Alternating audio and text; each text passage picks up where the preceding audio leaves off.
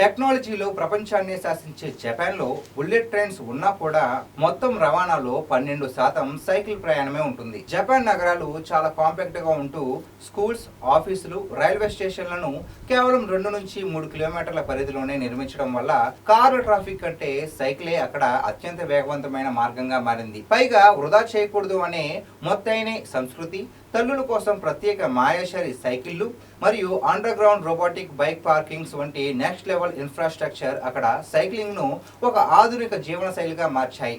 ఇదిలా ఉంటే భారతదేశంలో 50% కుటుంబాలకు సైకిళ్లు ఉన్నప్పటికీ మెట్రో నగరాల్లో రోజువారీ ప్రయాణాలకు వాటిని వాడేవారు కేవలం 5% లోపే ఉన్నారు. నగరాల్లో వేగంగా పెరుగుతున్న బైకులు, కార్ల సంస్కృతి వల్ల సైకిల్ వాడకం ఘోరంగా పడిపోవడమే కాకుండా భద్రతా లోపాలు, ప్రత్యేక బైక్ లేన్లు లేకపోవడం వల్ల కేవలం 4.7% మంది మహిళలు మాత్రమే ఇక్కడ సైక్లింగ్ చేస్తున్నారు.